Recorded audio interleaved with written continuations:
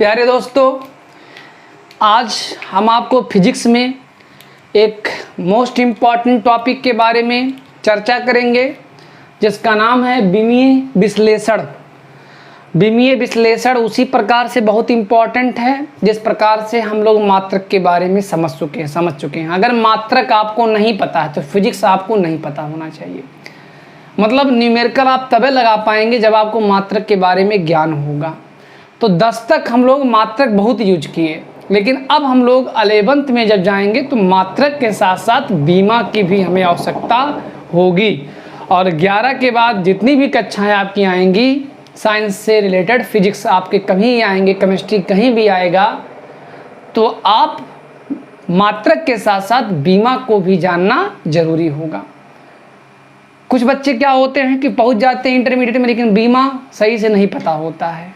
वो जानना चाहते नहीं कि बीमा क्या होता है। क्लास में सबके सही बताते होंगे, लेकिन वो इम्पोर्टेंट नहीं समझते हैं। लेकिन बीमा आज हम आपको सिखाने का प्रयास करेंगे जितना मेरे पास यथाशक्ति है, और आप समझने का भी प्रयास करेंगे। हम आज आपको बीमा पूर्ण रूप से सिखा करके ही छोड़ेंगे। बस वीडियो अंत तक आप ज़रूर देखिएगा, ध्यान दीजिएगा। बीमा जो भी हमारा है, बीमा पूरा टिका है मात्रक पर। जैसे मान लेते हैं बल है, अब बल का बीमा अगर हमें लिखना है तो अगर रट्टा हमें है तो ठीक है भैया, mLT पर -2। लेकिन अगर रट्टा हमें नहीं पता है और रट्टा होगा तो एक लिमिट होगा हमारे पास। जैसे मान लेते हैं F = 1/4πε0, ठीक है ना, Q1 Q2/r²। अगर ε0 का बीमा पूछ लिया जाए हमसे तो हम खुद नहीं बता पाएंगे। हमको याद थोड़ा ना है, हमको बनाने का तरीका पता, हम बना करके ज्ञात कर सकते हैं। अब वो मेरे ऊपर डिपेंड करता है कि मैं कितना फास्ट उसको फाइंड आउट कर सकता है। वो डिपेंड करता है आपके अनुभव पर। तो जाहिर सी बात है कि आप कितना भी याद करेंगे तो कम ही पड़ेगा। तो याद करने से बचिए और लगाने के लिए क्या करिए, जानिए कि कैसे इस चीज़ को। जैसे मान लेते हैं बल का भी बताया हमने, mLT पर -2 होता है। अब mLT पर -2 कैसे होता है, अब देखिए कैसे कैसे मात्रक पर यह चीज़ डिपेंड करता है। अब बल बराबर होता है द्रव्यमान गुणे होता है त्वरण। अब ध्यान दीजिएगा, द्रव्यमान एक हमारे पास मूल राशि है और त्वरण हमारे पास एक व्युत्पन्न राशि है। अब मूल राशि क्या है, देखिए पढ़ाई जो हमारी है वो एक साइकिल, मोटरसाइकिल की जो चैन होती है ना, कड़ी से कड़ी जब जुड़ा रहेगा तब आप परफेक्ट मतलब नॉलेजवान हो जाएंगे। लेकिन अगर कहीं भी आप थोड़ा सा भी वीक होंगे तो आप अधिक दिन तक नहीं चल पाएंगे, ठीक है ना। तो इसीलिए किसी भी चीज़ को जानना बहुत ज़रूरी होता है। गहराई तक जानेंगे तो आपको कहीं कोई प्रॉब्लम नहीं होगी। जैसे हमने बताया बल बराबर द्रव्यमान गुणे त्वरण। द्रव्यमान हमारे पास एक मूल राशि है और त्वरण हमारे पास एक क्या है, व्युत्पन्न राशि है। द्रव्यमान का बीमा तो हम आसानी से ये हम लिख सकते हैं, लेकिन त्वरण का बीमा हम आसानी से कैसे लिख सकते हैं, हमको याद नहीं अगर होगा तो तुरंत जाएंगे। त्वरण बराबर क्या होता है, वेग में परिवर्तन बटा समय अंतराल। अब समय भी हमारे पास एक मूल राशि है, लेकिन हमारे पास जो वेग है वह भी एक व्युत्पन्न राशि है। अब वेग बराबर निकालेंगे विस्थापन बटा समय। विस्थापन एक प्रकार की लंबाई है। इस प्रकार से दोनों राशियां हमारे पास क्या हो गई हैं, मूल राशि हो गया है। लंबाई की बीमा L होती है, समय की बीमा T होती है। इस प्रकार से LT पर कितना हो जाएगा, -1 हो जाएगा। इसके बाद आता है त्वरण। तो त्वरण बराबर वेग का बीमा कितना, LT पर -1, और समय की बीमा कितनी है, T। तो ये हो जाएगा LT पर -2। तो हमने त्वरण का बीमा निकाल दिया LT पर -2। द्रव्यमान का बीमा हमें पहले से पता है M, सबको मिला देंगे तो इस प्रकार से बल की बीमा हम लोग पा लेंगे mLT पर -2। तो आपने देखा कि बीमा कब हम जान पाएंगे, जब तक हमें मात्रकों का ज्ञान नहीं होगा तब तक हम बीमा के बारे में सोच भी नहीं सकते हैं। तो एक बार हम आपको थोड़ा सा मात्रक की तरफ ले चलते हैं। हो सकता है आपको मात्रक भी ना पता हो, तो आइए थोड़ा सीख लिया जाए मात्रक के बारे में। तो मात्रक में हम आपको क्या क्या बताएंगे, हम पहला चीज़ बताएंगे आपको मूल राशि के बारे में। फिर उसके बाद हम बताएंगे आपको मूल मात्रक के बारे में। फिर आपको हम बताएंगे, ठीक है ना, व्युत्पन्न राशि, व्युत्पन्न राशि, योम मात्रक, चलिए व्युत्पन्न राशि, उसके व्युत्पन्न मात्रक, और इसके बाद बताएंगे मात्रकों के प्रकार, मात्रकों के प्रकार। और मात्रक कितने प्रकार के होते हैं? एक होता है MKS, और एक होता है CGS, और तीसरा होता है FPS। तो इस प्रकार से हम आपको 3 मात्रकों के बारे में बताएंगे। जब इतना आप लोग सीख ले जाएंगे तो आसानी से आप बीमा भी सीख ले जाएंगे। तो चलते हैं एक एक करके हम समझते हैं कि मूल राशि क्या होता है। जैसे हम लोग अंग्रेजी में सबसे पहले क्या पढ़ते हैं? A पढ़ते हैं, BCD पढ़ते हैं, तब जा कर के कहीं हम किसी चीज़ का लेटर जब सीख लेते हैं तो वर्ड सीखते हैं, वर्ड सीख लेते हैं तो सेंटेंस सीखते हैं, सेंटेंस सीख लेते हैं तो पैराग्राफ सीखते हैं। तो उसी प्रकार से जिस प्रकार से लेटर, ठीक है ना, सबसे छोटी इकाई होती है, उसी प्रकार से मूल राशि मतलब क्या होता है कि जिनका एक दूसरे से कोई संबंध नहीं होता है वो क्या कहलाती हैं? मूल राशि कहलाती हैं। मतलब वे सभी राशियाँ जो एक दूसरे से स्वतंत्र होती हैं वो मूल राशि कहलाती हैं। और हमारे पास मिला जुला करके कुल 7 मूल राशियाँ होती हैं। इसके बाद आता है मूल मात्रक। मूल राशियों के मात्रकों को ही हम लोग क्या कहते हैं? मूल मात्रक कहते हैं। जब 7 मूल राशियां होंगी तो 7 मूल मात्रक भी हमारे पास होंगे। तो चलिए एक बार चर्चा कर लेते हैं कि वो 7 मूल राशियां कौन हैं और उनके 7 मूल मात्रक कौन कौन हैं। तो आइए चलते हैं। यहाँ हो जाएगा क्रमांक, और यहाँ कर दे रहे हैं मूल राशि, और यहाँ कर दे रहे हैं मूल मात्रक, मूल मात्रक। और इस प्रकार से हमारे पास हमने आपको बताया कि 7 लोग हैं, 1 2 3 4 5 6 और एक 7वां ये हमारे पास है। तो 7 हमारे पास मिला जुला करके क्या है? मूल राशियां हैं और 7 मूल मात्रक हैं। आइए चलते हैं। पहला जो हमारे पास फंडामेंटल क्वांटिटीज है वो है लंबाई, दूसरा है द्रव्यमान, तीसरा है समय, फिर उसके बाद है ताप, उसके बाद वैद्युत धारा, इसके बाद आता है ज्योत तीव्रता, और सबसे लास्ट में आता है पदार्थ की मात्रा। तो इस प्रकार से हमारे पास 7 मूल राशियां हो गए हैं। अब ध्यान दीजिए, जैसे यार मूल राशियां, मूल मात्रक हमारे दैनिक जीवन में चाहे वो पढ़ा हो चाहे ना पढ़ा हो सब यूज करते हैं। ऐसा कोई नहीं होगा कि जो कुछ ना पढ़ा हो और ये कह दे कि भैया 3 किलो ना चीनी, 3 किलो चीनी दो, ये कहेगा ना 3 किलो चीनी दो, ऐसा नहीं कहेगा कि 3 किलोमीटर हमें चीनी दो। मतलब वो पढ़ा हो या ना पढ़ा हो हम इसके बारे में जानते हैं, कहीं ना कहीं ये हमारे दिमाग में फिट होता है कि लंबाई को किस में नापना है, द्रव्यमान को किस में नापना है, किसी तरल पदार्थ को किस में नापना है। तो इस प्रकार से कहीं ना कहीं वो हमारे ज्ञान दिमाग में वो चीज़ सेट है कि हमें किस राशि को किस में नापना है। कोई नहीं कहेगा कि भैया 3 किलोग्राम बजा है, ऐसा कोई नहीं कहेगा। अगर वो नहीं पढ़ा तभी बताएगा भैया 3 बजा है, या 3:10 हो गया है, 3:10 10 हो गया है। तो वो हर राशि को मापने के लिए अपने दिमाग में उस मात्रक को क्या किया है? सेट कर लिया गया है, और वो बहुत आसानी से बताता है। लेकिन हम लोग पढ़ करके भी नहीं जानते हैं, ठीक है ना। तो आइए चलिए उस चीज़ को जान लेते हैं। लंबाई है तो लंबाई को हम लोग किस में नापेंगे भैया? किलोग्राम में नापेंगे क्या? कभी नहीं नापेंगे। लंबाई को मीटर में नापेंगे। अब कुछ लोग कहेंगे सर जी हम सेंटीमीटर में नापेंगे। नापो, लेकिन अभी हम सेंटीमीटर के बारे में नहीं बताएंगे। हम जो मूल राशि हैं और मूल मात्रक हैं हम उन्हीं पर बात करेंगे। जैसे पहले इस भू पर 2 लोग आए, मनु आई, श्रद्धा आई। इसके बाद अलग अलग जातियों का निर्माण होता हुआ चला गया, धर्म बनता हुआ चला गया। लेकिन मेन कौन है? हम लोग किसके संतान हैं? मनु और श्रद्धा के संतान हैं। इसी प्रकार से यही हमारे पास 7 हैं और 7 से आप अनगिनत बनाते जाइए, कोई दिक्कत नहीं होगी, लेकिन यही 7 हमारे मेन हैं। द्रव्यमान को किस में नापेंगे आप? किलोग्राम में नापेंगे, ठीक है ना। समय को किस में नापते हैं आप? सेकंड में नापेंगे। ताप को किस में नापेंगे आप? केल्विन में नापेंगे।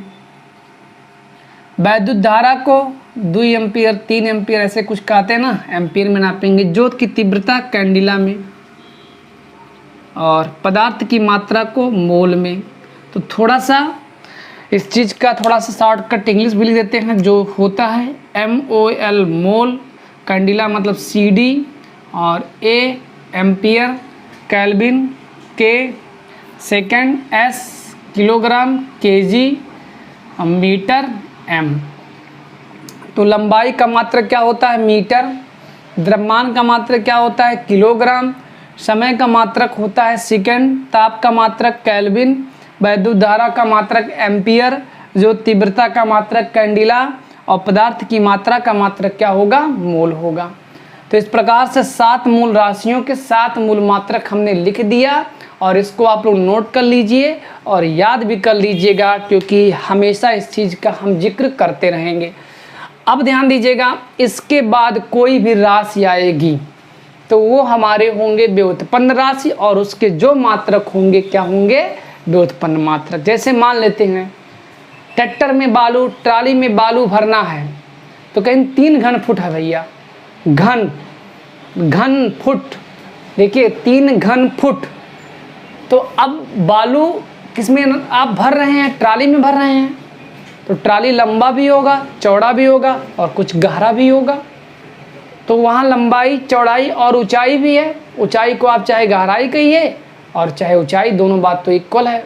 ऊपर से देखेंगे तो गहराई होगा, नीचे से देखेंगे तो ऊंचाई होगा, ठीक है ना। तो आपने देखा कि लंबाई, चौड़ाई, ऊंचाई। लंबाई देखिए घन मीटर आपने कहा है, तो लंबाई को आप मीटर में नापे, चौड़ाई को भी मीटर में नापे, और ऊंचाई को भी मीटर में नापे। तो इसे आप लोग क्या कहेंगे? मीटर क्यूब भी कह सकते हैं। और जो हमारे सामान्य बोलचाल भाषा में यूज होता है उसे हम लोग कहते हैं घन मीटर या घन फुट। बात समझ में आ रहा है ना। तो घन का मतलब ये हो गया कि घन ये चीज़ बता रहा है कि मीटर कितनी बार यूज हुआ है। कितनी बार यूज हुआ है? 3 टाइम यूज हुआ है। अब चलते हैं इसके बाद, ध्यान दीजिएगा क्या होने वाला है। अब ध्यान दीजिएगा, इसके बाद जैसे मान लेते हैं हमें किसी चीज़ का एरिया निकालना हो। एरिया का मतलब क्या होता है? क्षेत्रफल होता है। तो क्षेत्रफल मतलब होता है लंबाई और गुना चौड़ाई होता है। अब लंबाई का मात्रक क्या होता है? मीटर होता है। चौड़ाई का मात्रक मीटर होता है। तो इस प्रकार से क्या बनेगा? मीटर स्क्वायर बनेगा। मतलब क्षेत्रफल को अगर आप मेजर करेंगे, क्षेत्रफल एक हमारे पास व्युत्पन्न राशि है, और जो मीटर स्क्वायर है वो हमारा एक क्या है? व्युत्पन्न मात्रक है। तो भैया लोग हम आपको आगे और विस्तृत बताएंगे व्युत्पन्न राशि और व्युत्पन्न मात्रक के बारे में। चलिए पहले मात्रकों के प्रकार पढ़ लेते हैं। तो मात्रक के प्रकार हमने आपको बताया कि मात्रक के 3 प्रकार हैं, MKS हैं, CGS हैं और PS हैं। SI नहीं भूले हैं, बस बता दे रहे हैं अभी SI भी क्या होता है। MKS जैसे मान लेते हैं लंबाई है, और हमारे पास द्रव्यमान है, और हमारे पास समय है।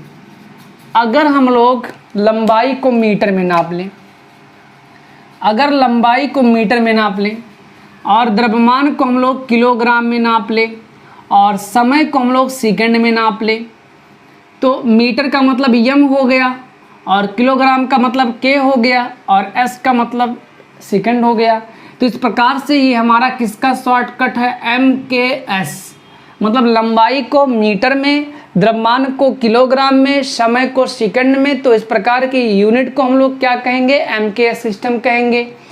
और अगर उसी लंबाई को हम लोग सेंटीमीटर में नाप लें, और उसी द्रव्यमान को अगर हम लोग फुट में नाप लें, उसी द्रव्यमान को अगर हम लोग ग्राम में नाप लें, और उसी समय को हम लोग सेकंड में नाप लें, तो सेंटीमीटर का मतलब C, ग्राम का मतलब G, सेकंड का मतलब S। तो इस प्रकार से आपका कौन सा यूनिट तैयार हुआ? CGS हो गया। CGS यूनिट हो गया। अब इसके बाद में अगर उसी लंबाई को अगर हम लोग फुट में नाप लें और उसी द्रव्यमान को अगर हम लोग पाउंड में नाप लें और उसी समय को अगर हम लोग सेकंड में नाप लें तो फुट का मतलब F, पाउंड का मतलब P और सेकंड का मतलब S, तो वो कौन सिस्टम होगा हमारा FPS हो जाएगा। तो इस प्रकार से 3 सिस्टम के हमने ये चीज़ आपको बताया, लंबाई, द्रव्यमान, समय में क्या क्या सिस्टम चलता है। एक बार पुनः लंबाई को मीटर में, समय को सेकंड में, द्रव्यमान को किलोग्राम में, तो ये हमारा MKS होगा। उसी लंबाई को अगर सेंटीमीटर में, उसी द्रव्यमान को अगर ग्राम में, उसी समय को सेकंड में, तो वो CGS होगा। और ये तीसरा जो हमारा सबसे पुराना प्रचलित हमारे पास यूनिट है जो आजकल हम फिजिक्स में इसका यूज नगण्य के बराबर करते हैं, यह PS होता है, फुट पाउंड सेकंड। तो हमने आपको मात्रकों के प्रकार बता दिया। अब इसके बाद एक सबसे जो अंतिम आता है वो SI आता है। SI का मतलब होता है सिस्टम ऑफ इंटरनेशनल।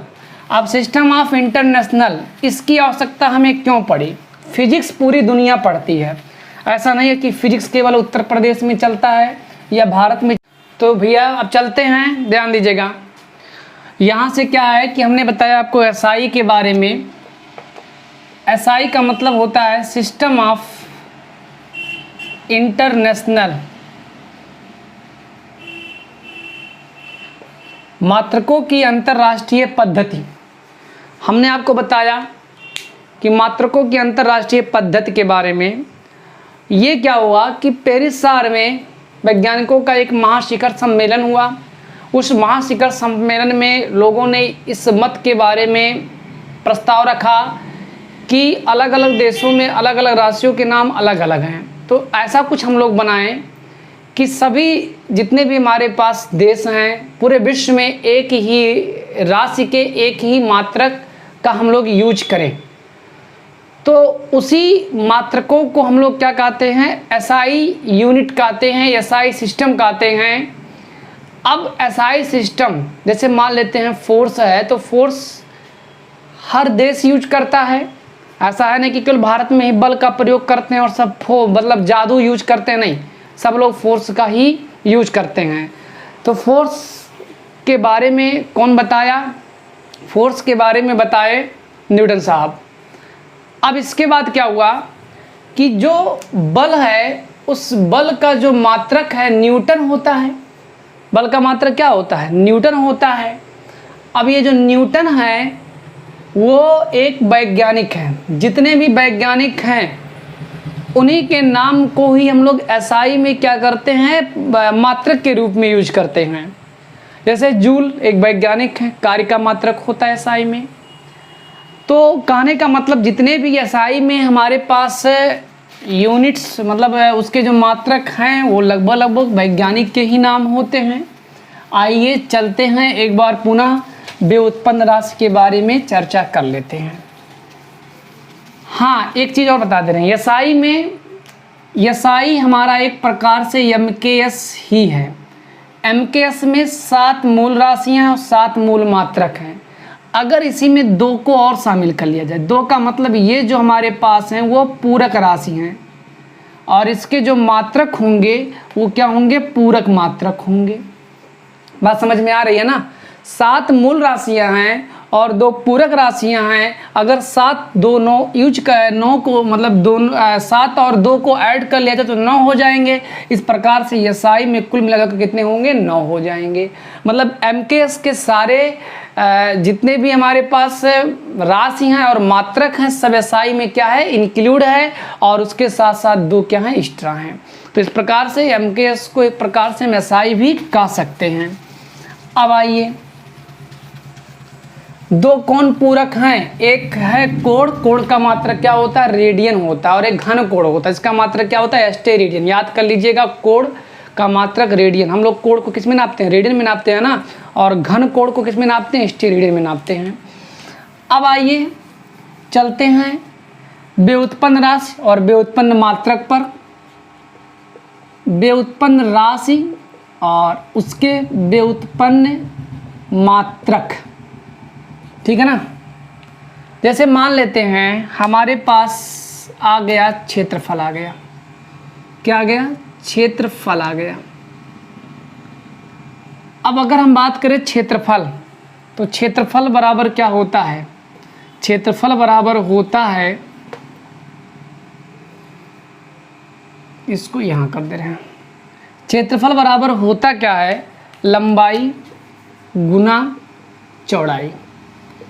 अब लंबाई को किस में नापते हैं, मीटर में, और चौड़ाई को नापते हैं किस में, मीटर में। इस प्रकार से हमें क्या मिलेगा, मीटर स्क्वायर। तो क्षेत्रफल एक हमारे पास व्युत्पन्न राशि है और उसका मात्रक क्या मुझे मिला, मीटर स्क्वायर मिला। इसके बाद हमारे पास आयतन आ गया, मान लेते हैं आयतन। आयतन में तीनों होता है, लंबाई भी होता है, चौड़ाई भी होता है, ऊंचाई भी होता है। तो लंबाई को किस में नापते हैं हम लोग, मीटर में नापते हैं, चौड़ाई को भी नापते हैं मीटर में, ऊंचाई को भी नापते हैं मीटर में। इस प्रकार से क्या बनेगा, मीटर क्यूब, और कुछ लोग घन मीटर भी कहते हैं, मीटर क्यूब भी कहते हैं, कोई दिक्कत नहीं है। तो हमारे पास आयतन एक व्युत्पन्न राशि है और मीटर क्यूब हमारे पास एक व्युत्पन्न मात्रक है। चाल बराबर क्या होता है, चाल बराबर दूरी बटा समय होता है। दूरी को किस में नापते हैं, मीटर में नापते हैं, समय किस में नापते हैं, सेकंड में। तो इसको लिख सकते हैं मीटर, और ऊपर जाएगा तो सेकंड पर इनवर्स हो जाएगा, मीटर सेकंड इनवर्स या मीटर पर सेकंड, ठीक है ना।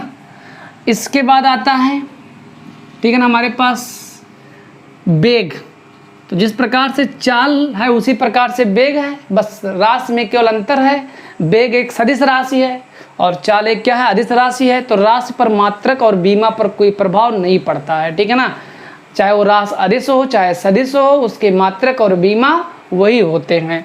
तो वेग बराबर क्या होता है, विस्थापन बटा समय। विस्थापन भी एक प्रकार की लंबाई होती है, तो विस्थापन एक प्रकार की अगर लंबाई होगा तो लंबाई को किस में नापते हैं, मीटर में, समय को सेकंड में। इस प्रकार से मीटर सेकंड पर क्या हो जाएगा, इनवर्स हो जाएगा। तो हमने वेग को क्या किया, ठीक है ना, विस्थापन बटा समय, विस्थापन का मतलब मीटर, समय का मतलब सेकंड, ये मीटर सेकंड पर इनवर्स हो जाएगा। अब इसके बाद आता है, मान लेते हैं त्वरण। त्वरण बराबर क्या होता है, वेग में परिवर्तन और बटे क्या होता है, समयांतराल। तो वेग में परिवर्तन बटा समयांतराल, और वेग की बीमा क्या होती है, वेग का मात्रक क्या होता है, मीटर सेकंड पर इनवर्स, और ऑलरेडी एक समय है तो सेकंड हो जाएगा। ऊपर जाएगा तो मीटर सेकंड पर कितना हो जाएगा, -2 हो जाएगा। तो इस प्रकार से आप देख रहे हैं ना कि ये सब हमारे पास क्या है, व्युत्पन्न, मतलब 7 के बाद कोई भी राशि आएगा तो व्युत्पन्न नहीं होगा। अच्छा, ये हमारे पास MKS में लिखे जा रहे हैं। अगर इसी को CGS में लिखना हो, अगर इसी चीज़ को हमें CGS में लिखना हो, तब मीटर स्क्वायर आया है तो सेंटीमीटर स्क्वायर हो जाएगा, मीटर क्यूब आया है तो सेंटीमीटर क्यूब हो जाएगा। अब इसके बाद यहाँ आया है तो मीटर को सेंटीमीटर और सेकंड पर इनवर्स ज्यों करते हो ऐसे लिख देंगे। तो मीटर सेंटीमीटर और सेकंड पर इनवर्स, यहाँ भी वही चीज़ हो जाएगा और यहाँ भी हो जाएगा सेंटीमीटर सेकंड पर -2। तो आप इस चीज़ को CGS में भी आसानी से बदल सकते हैं। तो हम आशा करते हैं आपको मात्रक समझ में आ गया। अब हम लोग रुख करते हैं बीमा की तरफ। तो चलिए अब हम आपको बीमा भी सिखा देते हैं, जो कि मेरा मेन टारगेट यही था आज का कि बीमा आपको सिखा ही दिया जाए। तो चलिए बीमा की तरफ, आपका इंतज़ार करने का समय खत्म हुआ। अब हमारे पास बीमा आएगा। पहला चीज़, बीमा होती क्या है। बीमा के लिए हमें मूल मात्रक मतलब MKS में जो भी हैं हमें उसके बारे में जानना ज़रूरी है। तो बीमा की अगर परिभाषा लिखना चाहते हैं तो लिख सकते हैं कि किसी भौतिक राशि की बीमाएँ वे घाते होती हैं, किसी भौतिक राशि की बीमाएँ वे घाते होती हैं जिन्हें उस राशि के मात्रकों को व्यक्त करने के लिए, जिन्हें उस राशि के मात्रकों को व्यक्त करने के लिए मूल मात्रकों पर चढ़ाते हैं। तो आइए घात जैसे मान लेते हैं हमारे पास घनत्व आया है। अब घनत्व बराबर होता है द्रव्यमान बटा आयतन। हमने बताया द्रव्यमान एक मूल राशि, आयतन एक व्युत्पन्न राशि। द्रव्यमान को किलोग्राम में और आयतन को मीटर क्यूब, घात है तो किलोग्राम रहने दीजिए, मीटर क्यूब है ऊपर जाएगा तो मीटर पर -3 होगा। बीमा लिखने के लिए कभी CGS या PSI का यूज नहीं करेंगे, आपको सारे सिस्टम को MKS में ही लाना पड़ेगा। तो ये MKS में ही है। अब ध्यान दीजिएगा, इसकी बीमा हो जाएगी ml पर -क्यूब। बीमा को हमेशा हम लोग बड़े ब्रैकेट में ही लिखते हैं। तो आइए चलते हैं बीमा के बारे में, एक एक चीज़ आपको हम बता दे रहे हैं। बीमा को पहला नंबर हमेशा बड़े ब्रैकेट में लिखते हैं। अब इसका कोई लॉजिक नहीं है, बस हमारे दादा और परदादा यूज करते हुए चले आ रहे हैं, वही चीज़ हम आपको भी फॉलो करा रहे हैं। बीमा को हमेशा बड़े ब्रैकेट में। बीमा के लिए M, L, T, थीटा और ये हमारे पास इतने चीज़ हैं। यम का मतलब होता है मास, यम का मतलब होता है मास। L फार होता है लेंथ, T फार होता है टाइम, T फार क्या होता है टाइम, और थीटा फार होता है टेम्परेचर, और A फार होता है एम्पियर मतलब करंट। मतलब कभी भी द्रव्यमान होगा और द्रव्यमान का मात्रक किलोग्राम, तो उसकी बीमा क्या यूज करेंगे आप लोग, यम ही यूज करेंगे। कहीं भी लेंथ लंबाई दिखता है, लंबाई का मतलब मीटर, तो उसका बीमा क्या लिखेंगे, यल लिखेंगे। कहीं भी आपको समय दिखे, समय का मतलब सेकेंड, तो आप लोग उसकी बीमा क्या यूज करेंगे, एस। कहीं भी आपको ताप दिखे मतलब केल्विन, तो आप लोग तुरंत उसे क्या करेंगे, थीटा करेंगे। कहीं भी आपको धारा दिखे मतलब एम्पियर, तो आप उसकी बीमा क्या लिखेंगे, ये लिखेंगे। मतलब द्रव्यमान का बीमा यम, लंबाई का बीमा यल, समय का बीमा टी, और ताप का बीमा थीटा, और धारा का बीमा क्या हो जाएगा आपके पास, ये हो जाएगा। ये बहुत ही इंपॉर्टेंट है। 11th तक में आपको MLT थीटा यूज करना होगा। थीटा थर्मोडायनामिक्स में जब मतलब टेम्परेचर आएगा, जो कि थर्मोडायनामिक्स में आएगा, ताप संबंधी कहीं आएगा तो थीटा जरूर आएगा, लेकिन हम लोग 11th में ही थीटा का यूज करेंगे। 12th में जा करके ये भी यूज करेंगे धारा के बारे में, ठीक है ना। तो इस चीज़ को आप नोट करिए, फिर आपको हम बीमा सिखाते हैं। आइए एक एक करके हम आपको बीमा सिखा दे रहे हैं। जैसे मान लेते हैं हमारे पास आ गया क्षेत्रफल आ गया। अब क्षेत्रफल बराबर लंबाई गुणे चौड़ाई होता है। लंबाई को आप लोग किस में मेजर करते हैं, मीटर में। हम MKS के बारे में ही बार बार चर्चा करेंगे। चौड़ाई को भी मीटर में। तो इस प्रकार से क्या बना आपके पास, मीटर स्क्वायर। तो हमने बताया लंबाई की बीमा क्या होती है, यल होती है। तो यहाँ हो जाएगा L स्क्वायर। क्या हो जाएगा, L स्क्वायर। घात चढ़ा देते हैं, ठीक है ना, मूल मात्रकों पर घात चढ़ा कर लिखते हैं। हाँ, अगर इसी चीज़ को MLT में कह दिया जाए तो आप ऐसे लिखेंगे, M पर 0, L स्क्वायर और T पर 0। किसी के पावर 0 होने पर उसका मान कितना होता है, 1 होता है। तो 1 का कोई मतलब नहीं होता है, ठीक है ना। एक बीमाहीन राशि होगी। इतना हो गया। इसके बाद आता है आयतन। आयतन में 3 चीज़ होता है, लंबाई होता है, चौड़ाई भी होता है, और साथ ही साथ क्या होता है, ऊंचाई होता है। लंबाई को भी मीटर में नापेंगे, चौड़ाई को भी मीटर में नापेंगे, ऊंचाई को भी मीटर में नापेंगे। इस प्रकार से इसे आप पालेंगे मीटर क्यूब। और यहाँ आपका बनेगा क्या, L क्यूब होगा। इसके बाद क्या होता है, चाल। चाल बराबर होता है दूरी बटा समय।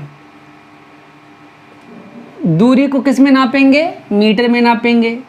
समय को किस में नापेंगे, सेकंड में नापेंगे। इसे लिख सकते हैं मीटर और सेकंड पर -1।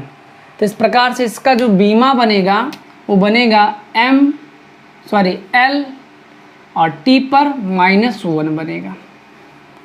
चाल हो गया। और उसी प्रकार से वेग भी होगा। हमने बताया वेग एक सदिश राशि है, लेकिन चाल आपका एक अदिश राशि है, ठीक है ना। तो राशि पर मात्रक और बीमा पर कोई प्रभाव नहीं पड़ता है। तो विस्थापन को किस में करेंगे भैया? विस्थापन को लंबाई मतलब मीटर और समय को सेकंड। इस प्रकार से आपका जो बना वो बना मीटर और सेकंड पर इनवर्स। अब यहाँ से हो जाएगा, वही आया है तो उसकी बीमा भी वही होगी, LT पर -1 होगा। अब इसके बाद आता है, मान लेते हैं त्वरण आ गया। त्वरण बराबर होता है वेग में परिवर्तन बटे समयांतराल। अब बताया कि वेग में परिवर्तन, वेग का मात्रक क्या होता है? मीटर सेकंड पर इनवर्स बटे सेकंड, समय का क्या होगा? सेकंड। ऊपर जाएगा तो मीटर सेकंड पर, एक नेगेटिव ऑलरेडी, एक नेगेटिव और, मीटर सेकंड पर -2। और इस प्रकार से आपको मिलेगा क्या? LT पर -2 मिल जाएगा। इसके बाद आता है हमारे पास अगला बल। बल बराबर होता है द्रव्यमान गुना त्वरण। तो द्रव्यमान का मतलब किलोग्राम और त्वरण का मतलब क्या होता है? मीटर सेकंड पर -2। तो इस प्रकार से इसका जो मात्रक हमें मिलेगा वो मिल जाएगा, इसका बीमा किलोग्राम, मास M, लेंथ L, समय T पर -2। तो ये मिल गया। अब मान लेते हैं कार्य हमें आ गया। कार्य बराबर क्या होता है? बल गुना विस्थापन।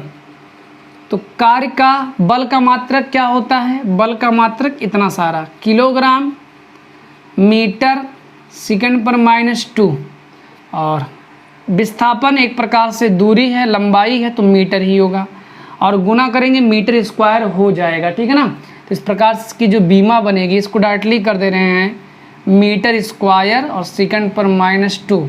अब देखिए इसकी बीमा किलोग्राम मतलब मास, लेंथ L स्क्वायर और सेकंड T पर -2। तो ये हो गया कार्य की बीमा।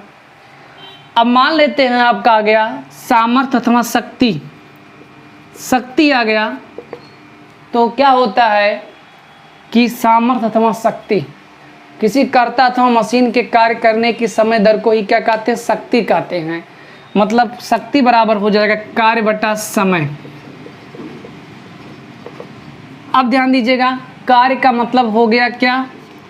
कार्य का मतलब हो गया आपके पास किलोग्राम मीटर स्क्वायर सेकंड पर -2 बाई समय का मतलब हो गया सेकंड। ऊपर जाएगा तो 1 सेकंड और -3 हो जाएगा। और इस प्रकार से इसका जो बीमा आप पा जाएंगे वो पाएंगे किलोग्राम का मतलब L स्क्वायर और T पर कितना हो जाएगा? -3। तो आपने शक्ति का बीमा पा लिया। अब मान लेते हैं आ गया आपके पास संवेग आ गया, ठीक है ना। इतना नोट कर लीजिएगा, एक बार पुनः समझा दे रहे हैं, ठीक ना। बड़ा इंपॉर्टेंट, बड़ा आसान। क्षेत्रफल बराबर लंबाई गुणे चौड़ाई, लंबाई का मीटर, चौड़ाई का भी मीटर, मीटर में गुणा करेंगे मीटर का तो मीटर स्क्वायर मिलेगा। मीटर मतलब लेंथ L स्क्वायर हो जाएगा। आयतन मीटर क्यूब मतलब लेंथ L क्यूब। चाल दूरी बटा समय, दूरी का मतलब लंबाई, लंबाई का मतलब मीटर, समय का मतलब सेकंड, ठीक है ना। तो मीटर सेकंड पर इनवर्स मतलब LT पर -1। उसी प्रकार से वेग है, त्वरण भी है, बल भी है, कार्य भी है, शक्ति है। तो इस प्रकार से हम लोगों ने शक्ति तक कर लिया, इसको आप नोट कर लीजिए। अब हम लोग बता दे रहे हैं आपको घनत्व के बारे में कि घनत्व क्या होता है। चलिए, घनत्व बराबर होता है द्रव्यमान बटा आयतन। अब द्रव्यमान का मतलब किलोग्राम बटे आयतन का मतलब देखिए कितना आया? Metre cube. किलोग्राम मीटर पर क्यूब, और इसे हम लिख सकते हैं किलोग्राम और मीटर पर -3। इसका अगर बीमा लिखना चाहें तो किलोग्राम का मतलब मास m, और ये हो जाएगा आपके पास मीटर क्यूब, तो यहाँ से हो जाएगा L पर -क्यूब। तो इस प्रकार से ये घनत्व हो गया। तब अब आप लोग क्या करेंगे, ठीक है ना, इसी प्रकार से और भी लोग हैं राशियों में जिनका हम लोग बीमा निकालेंगे, और ये बीमा होगा अगले वीडियो में। तब तक के लिए सभी दोस्तों से नमस्कार।